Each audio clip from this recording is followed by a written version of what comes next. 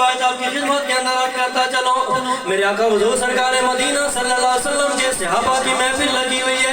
یاران وفا بیٹھے ہوئے گئے، یوں محفل لگی گئے، یوں اجتماع لگا ہوا ہے، مسجد نبی کا ماحول ہے، صحابہ بیٹھے ہوئے گئے، تھوڑی دیر گزری، میرے آقا حضور سرکار مدینہ کی جلوہ گری ہوئی، میرے آقا حضور کی آمد ہو گئی، میرے آقا حضور نے دیکھا آج صحابہ محفل لگا کے بیٹھے گئے، جلسہ سجا کے بیٹھے گئے، رب العالمین کے پیارے محبوب نے ان اپنے اصحاب سے مخاطب ہو کے فرمایا، او میرے یارو،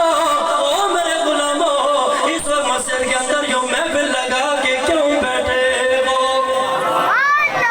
آج ہمیں بھی پوچھا جاتا ہے محفل سجائیے، کیوں سجائیے؟ اتنا سارا انتظام، یہ لاؤڈ سپیکر، یہ علماء، یہ خطباء، یہ ساؤنڈ سسٹم، یہ سارا اہتمام کیوں کیا ہے؟ تو آقا حضور سرکار مدینہ ہے، صحابہ کی محفل لگی تھی، آقا حضور نے پوچھا صحابہ کیوں بیٹھے ہو؟ محفل لگانے کا، اجتماع کرنے کا کوئی مقصد ہوتا ہے، کوئی ذاتی مقصد ہوتا ہے، کوئی سیاسی مقصد ہوتا ہے، کوئی اور مقصد ہوتا ہے۔ میرے آقا حضور سرکار مدینہ نے فرمایا صحابہ کیوں بیٹھے ہوئے ہو؟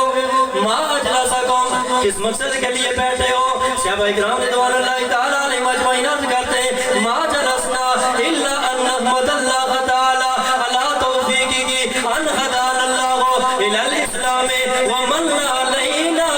بک یا رسول اللہ۔ رب کے سونے حبیب، ہم یہاں کسی دنیاوی مقصد کے لیے نہیں، کسی سیاسی مقصد کے لیے نہیں، یا رسول اللہ،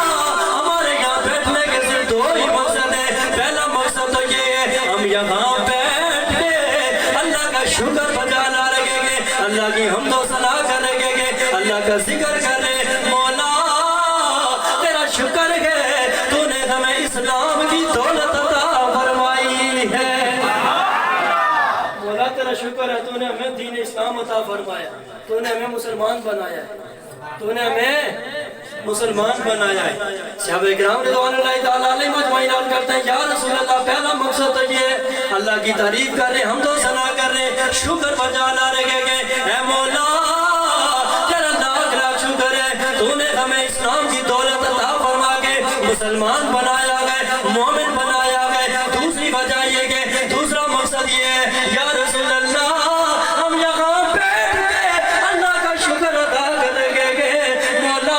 تیرا کروڑا فضل گے، کروڑا شکر گے تو نے ہمیں اپنا سونا محبوب عطا فرمایا ہے، تو نے ہمیں اپنا سونا من علینا بک یا رسول اللہ، مولا تیرا شکر ہے کہ تو نے اپنا محبوب دے کر ہمارے اوپر احسان فرمایا۔